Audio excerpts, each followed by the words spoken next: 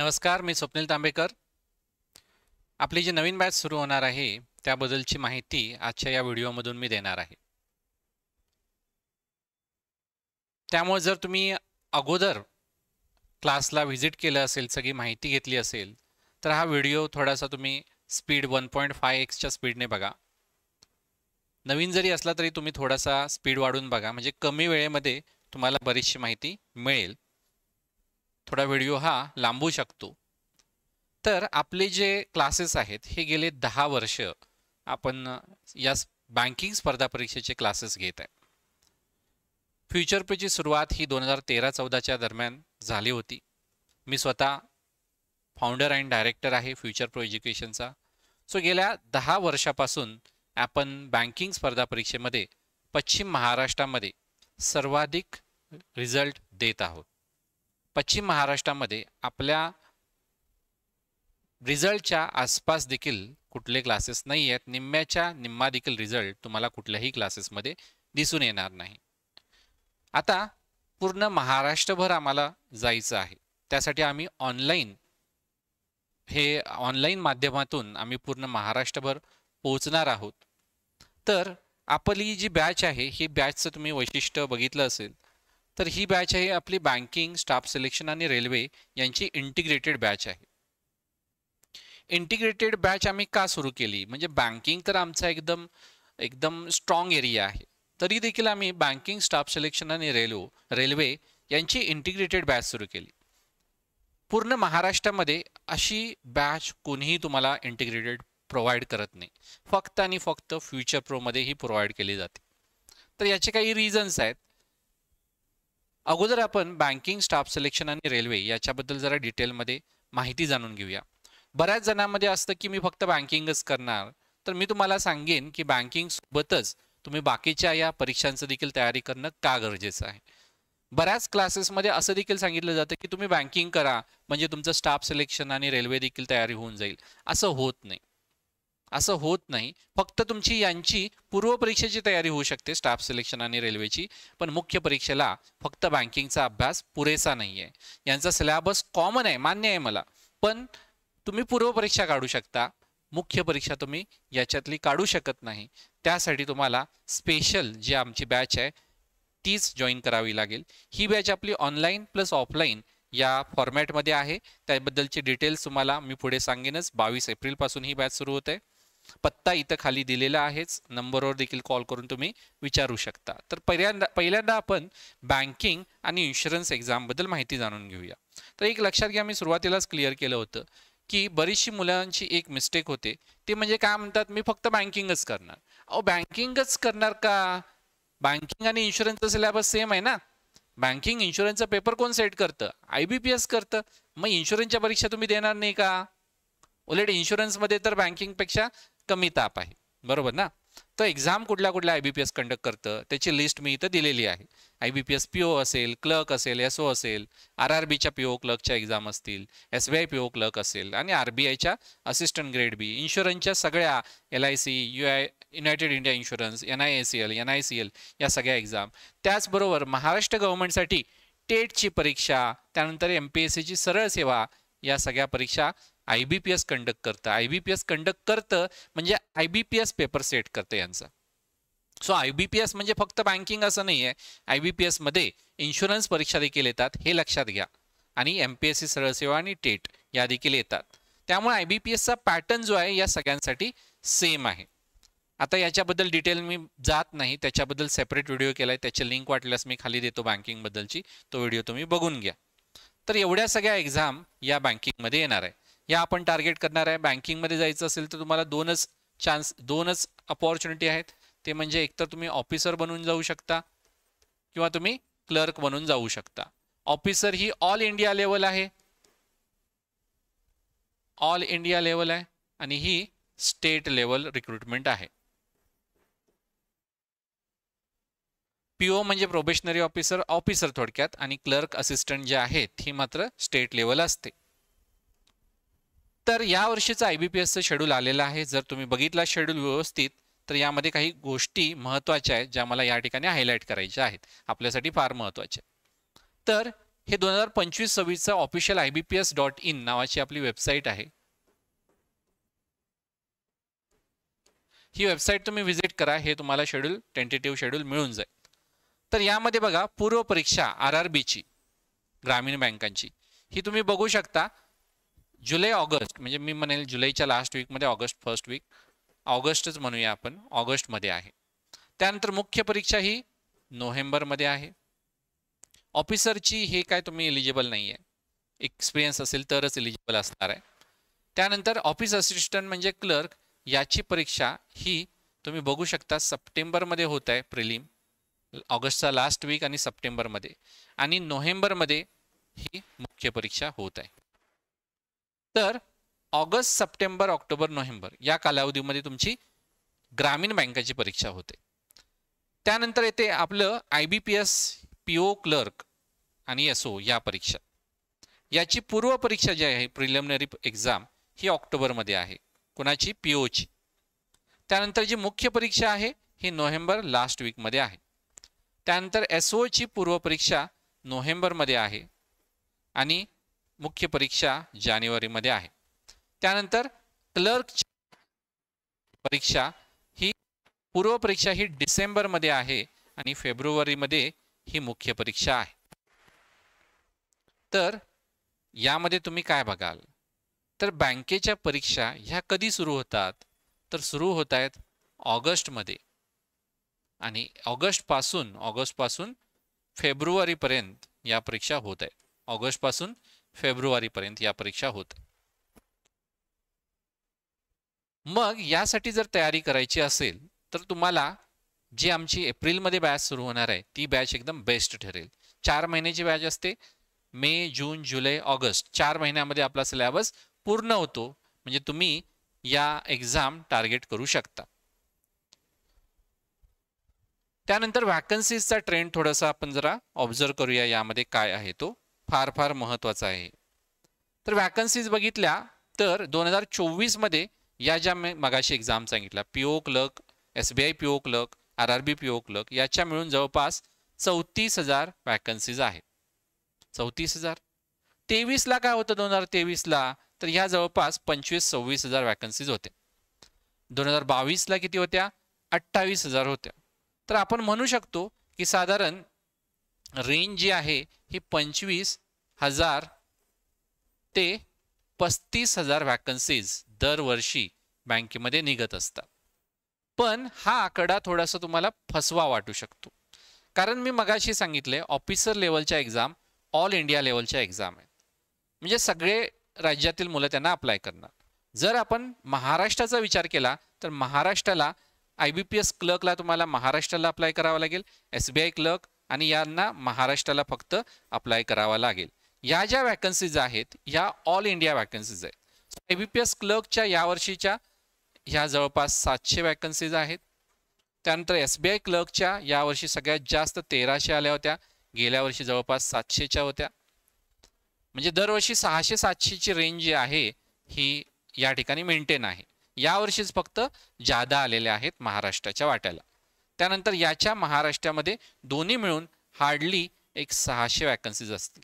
म्हणजे महाराष्ट्रातील मुलगा टोटल बघा किती जागांना अप्लाय करणार आहे यावर्षी, तर हे 4,300 अधिक हे 700, 5,000, 5,000 अधिक हे 2,000 आपण धरूया, 5,000 अधिक 2,000 7,000 झाले, आणि हे 600, 7,500 ते 8,000 वॅकन्सीज तुम्हाला मिळत आहेत. जर आपण महाराष्ट्राचा विचार केला तर, आणि या वॅकन्सीज ह्या कमी जास्त होत आहेत, आणि 7,500 ते 8,000 जर ट्रेंड आपण बघितला तर वॅकन्सीजचा ट्रेंड हा कमी जास्त होत आहे. यावर्षी वाढलेत, एखाद्या वर्षी वाढलं तर एखाद्या वर्षी कमी होतात.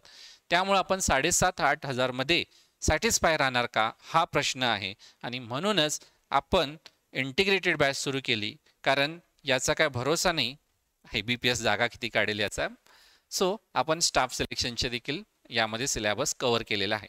एक लक्षात घ्या, बँकिंगची परीक्षा तुम्ही तयारी केला, जो आमचा रेग्युलर बँकिंगचा क्लास आहे, त्यामध्ये तुम्हाला त्या अभ्यासाच्या बेसिसवर तुमची पूर्व परीक्षा याची SSCची निघेल, पण मुख्य परीक्षेमध्ये प्रॉब्लेम येणार. तर या परीक्षा कुठल्या आहेत, तर SSC CGL combined graduate level नावातच आहे, ही ग्रॅज्युएशन झाल्यानंतर देता येते. त्यानंतर CHSL combine higher secondary level ही 12वीच्या बेसिसवर देता येते.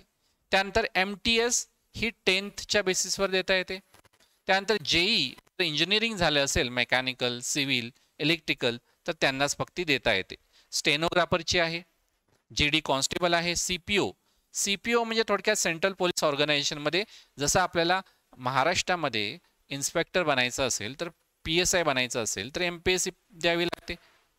तसंच जर तुम्हाला सेंट्रल गव्हर्नमेंटमध्ये PSI बनायचं असेल तर CPOची परीक्षा द्यावी लागते.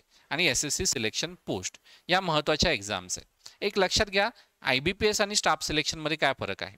तर स्टाफ सिलेक्शन कमिशन काय करतं तर भारत सरकारसाठी रिक्रुटमेंट करतं. भारत सरकारमध्ये वेगवेगळ्या मिनिस्ट्रीज आहेत, या मिनिस्ट्रीमधला स्टाफ, ऑफिसर्स, क्लर्क यांची रिक्रुटमेंट कोण करणार तर यांची रिक्रुटमेंट करण्याचं काम SSC करतं. UPSC हे बघा सुपर क्लास 1 साठी आहे, पण सुपर क्लास 1 सोडून बाकीचे देखील आहेत ना, मग त्यांची रिक्रुटमेंट करण्याचं काम हे स्टाफ सिलेक्शन करतं. सो कंबाईंड ग्रॅज्युएट लेवल ही सगळ्यात फेमस आहे आणि SSC CHSL ही सगळ्यात जास्त फेमस आहे. त्याचबरोबर SSC MTS देखील 10वीच्या बेसिसवर फेमस आहे. तर यामध्ये 10वी 12वी आणि ग्रॅज्युएट या तिन्ही लेवलच्या आहेत. ग्रॅज्युएशनवाले ऑब्व्हियसली या सगळ्या एक्झाम तिन्ही एक्झाम देऊ शकतात. तर यामध्ये महत्त्वाच्या पोस्ट कुठल्या आहेत तर यामध्ये बघा तुम्हाला महत्त्वाचे काही फक्त मी नावं सांगतो. महत्त्वाच्या ज्या पोस्ट आहेत यामध्ये इन्कम टॅक्स डिपार्टमेंटमधला इन्कम टॅक्स इन्स्पेक्टर, त्यानंतर एक्साईज डिपार्टमेंटमधला एक्साईज इन्स्पेक्टर, त्यानंतर वेगवेगळ्या डिपार्टमेंटमधले ऑफिसर. पे लेवल 7ला जे आहे सॅलरीचा आपण विचार केला तर सॅलरी बँकिंगमध्ये तुम्ही जर व्हिडिओ बघितला असेल माझा बँकिंगचा त्यामध्ये मी सांगितलं होतं ऑफिसरची सॅलरी साधारण 80,000 आहे. यामध्ये 8वा वेतन आयोग लागू होणार आहे, माहीत असेलच तुम्हाला. 8वा वेतन आयोग, या वेतन आयोगाप्रमाणे इन्कम टॅक्स इन्स्पेक्टर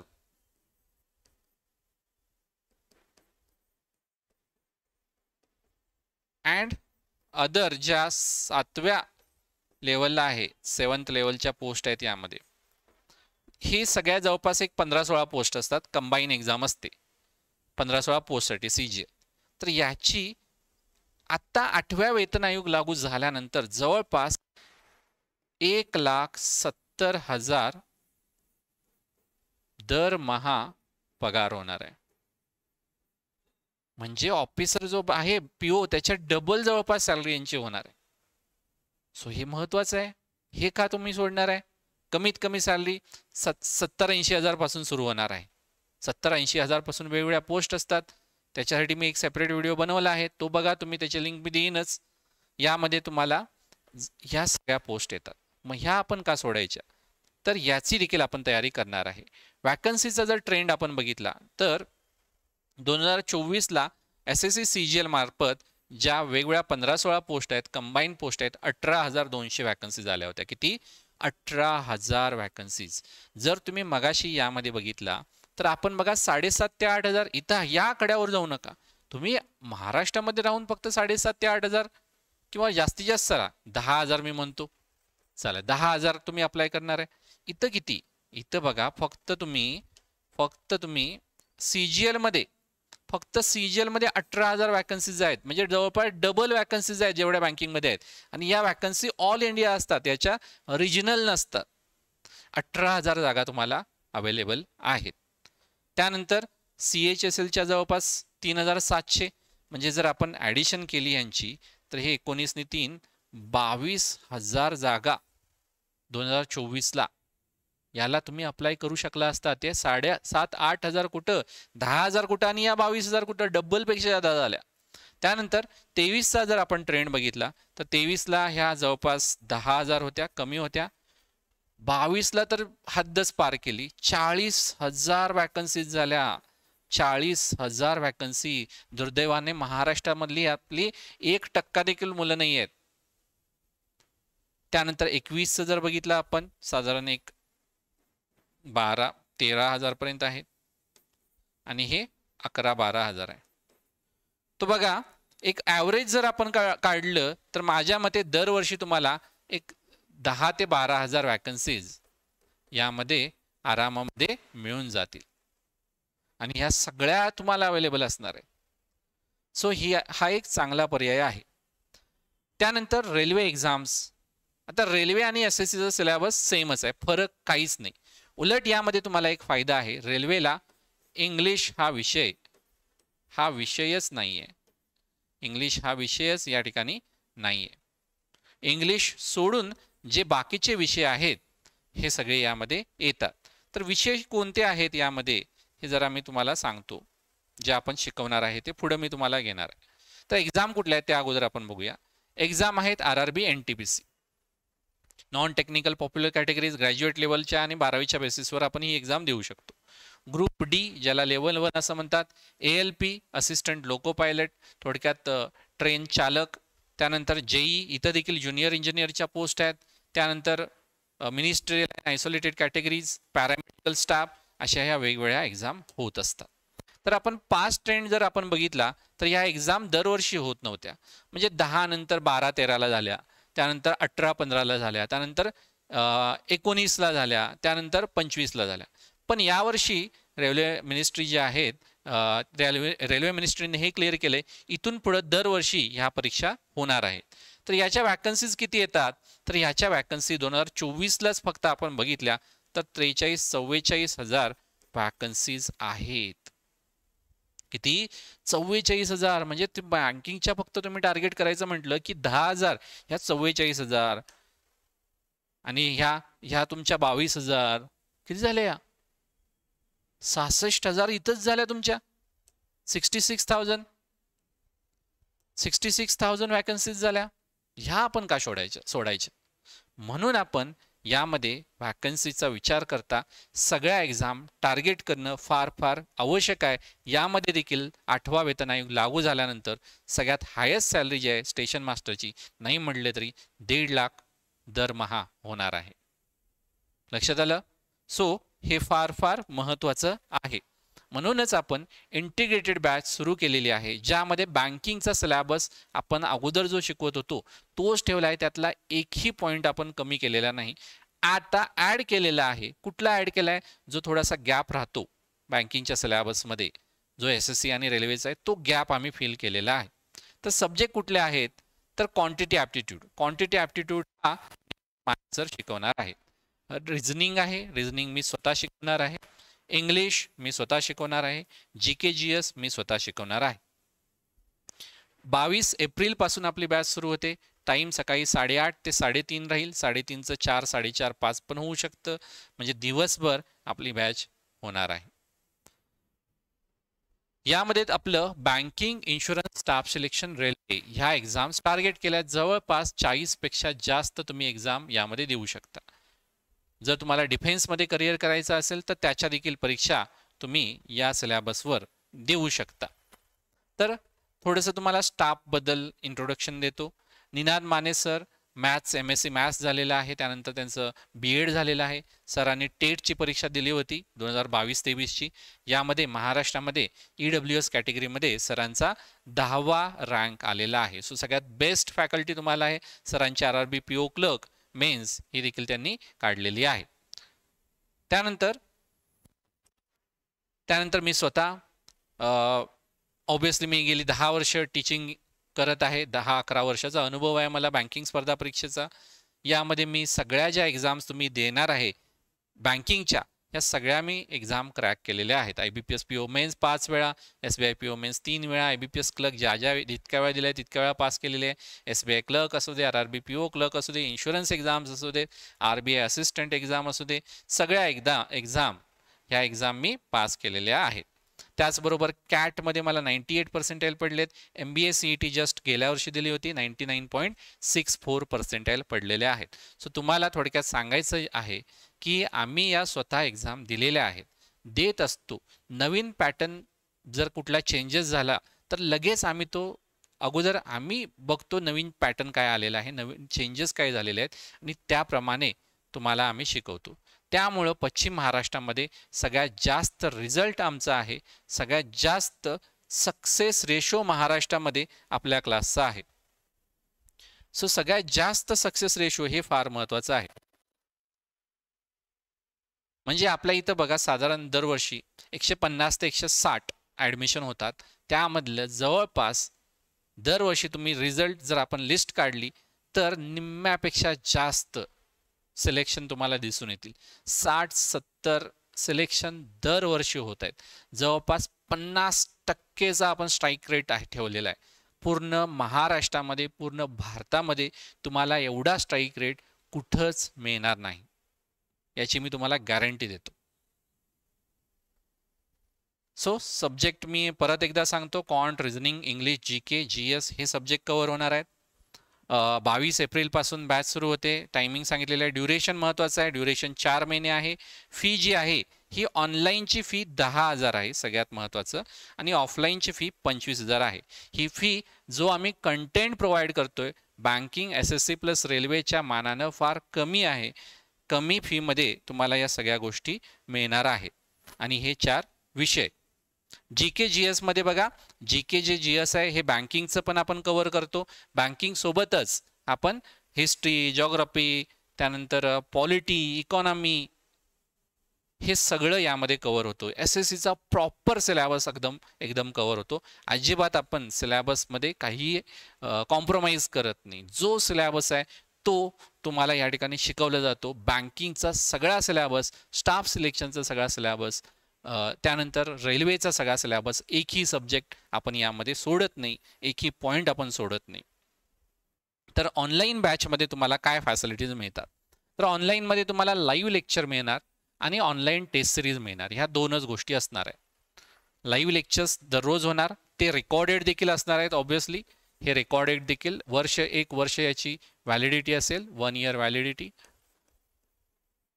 यामध्ये तुम्हाला ते रेकॉर्डेड मिळतील. लाईव्ह झाल्यानंतर ऑटोमॅटिकली रेकॉर्ड तुम्हाला तिथं दिसतील. त्यानंतर ऑनलाईन टेस्ट सिरीज प्रोव्हाइड करणार बँकर्स अड्डाची. यामध्ये तुम्हाला ही ऑनलाईन टेस्ट सिरीज मिळणार. यामध्ये इंटिग्रेटेड टेस्ट सिरीज मिळणार. बँकिंग, SSC, रेल्वे जवळपास 1-2 हजारपेक्षा जास्त त्याच्यामध्ये टेस्ट आहेत. बेस्ट इंडियामधला प्लॅटफॉर्म आहे, एकदम बेस्ट प्लॅटफॉर्म आहे, आणि 1 वर्ष याची व्हॅलिडिटी आहे. ऑफलाईन बॅचला आपले ऑफलाईन बॅचेस म्हणजे ऑफलाईन लेक्चर तर होणारच आहेत इथं क्लासरूममध्ये, रेकॉर्डेड लेक्चर्स देखील मिळणार आहेत. म्हणजे आज जर लेक्चर झालं तर तेच लेक्चर रेकॉर्ड तुम्हाला रेकॉर्डेड फॉर्मॅटमध्ये मिळणार. म्हणजे एखाद्या दिवशी जर तुम्हाला लेक्चर अटेंड करायला जमलं नाही तर तुम्ही रेकॉर्डेड बॅच बघू शकता. त्यामध्ये ऑनलाईन टेस्ट सिरीज या ठिकाणी अवेलेबल आहे, जी इथं देखील होती.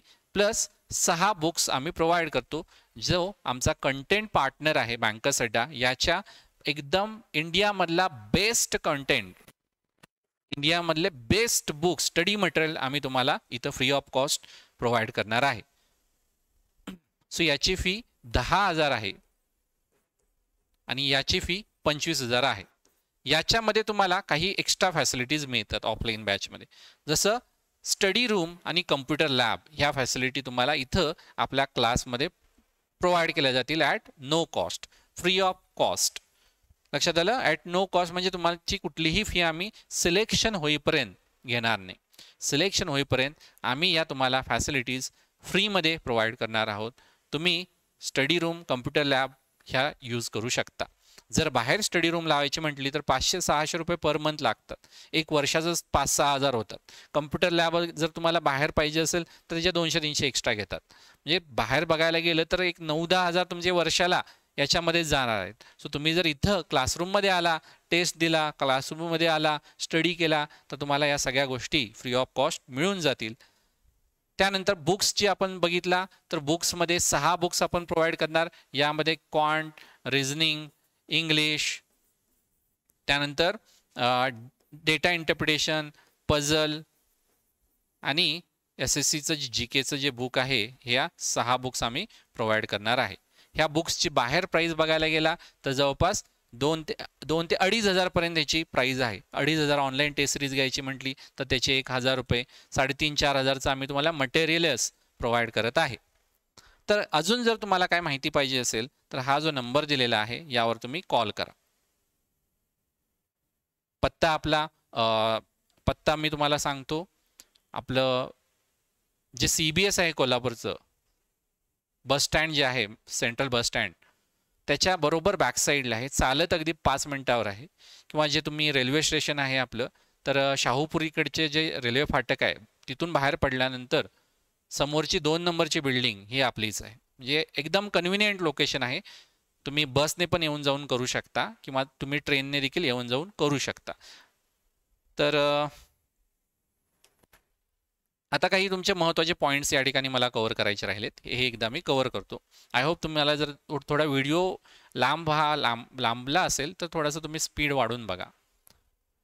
तर महत्त्वाचे पॉईंट्स.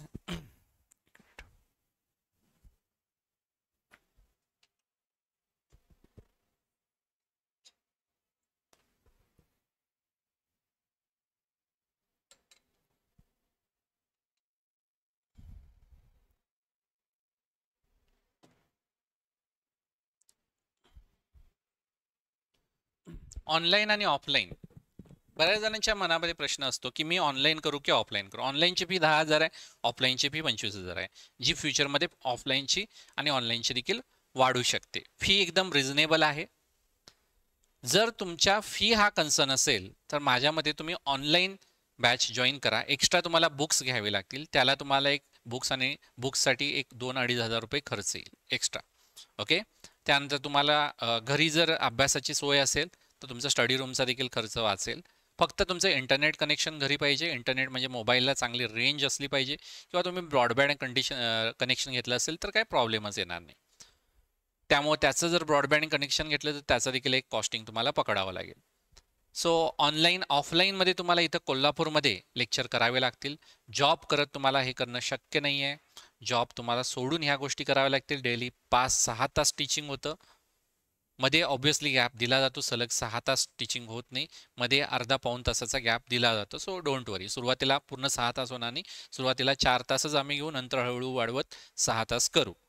तर ऑफलाईन हे कुणी करावं आणि ऑनलाईन हे कुणी करावं? जर तुमच्यामध्ये सेल्फ डिसिप्लिन असेल तर तुम्ही ऑनलाईन डेफिनेटली करू शकता. म्हणजे ऑनलाईन लेक्चर आपलं सुरू झालंय, हे लेक्चर फक्त मोबाईलवर अवेलेबल होणार आहे. त्यासाठी तुम्हाला मोबाईलवरच अवेलेबल होणार आहे, PC वर बघता येणार नाही. सो मोबाईल समोर तुम्हाला 5-6 तास डेली बसावं लागेल.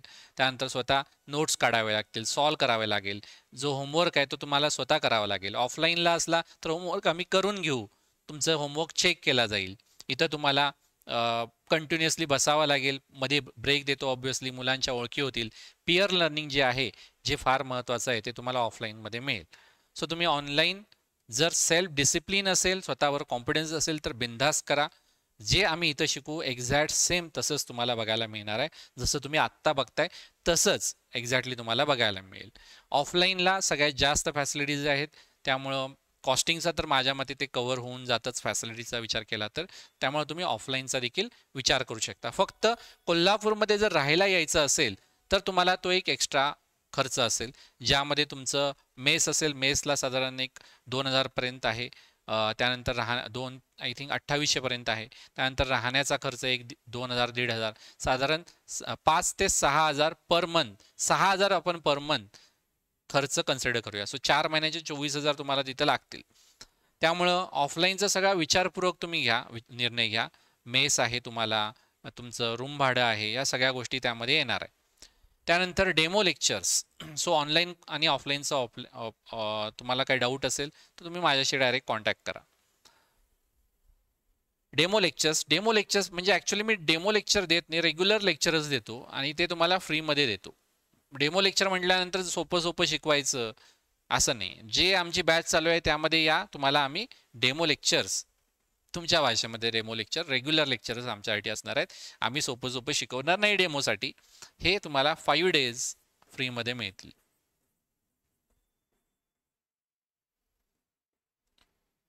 ऑनलाईनला पण आणि ऑफलाईनला पण. ओके.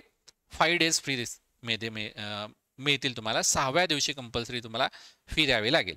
फी ऑनलाईनची 10,000 आहे आणि ऑनलाईनची ही 1 टाइम फी पे करायची आहे. ऑफलाईनची तुम्ही इन्स्टॉलमेंटमध्ये करू शकता. ते कसं तुम्ही ते कॉलवर त्या नंबरवर कॉन्टॅक्ट करा आणि विचारा.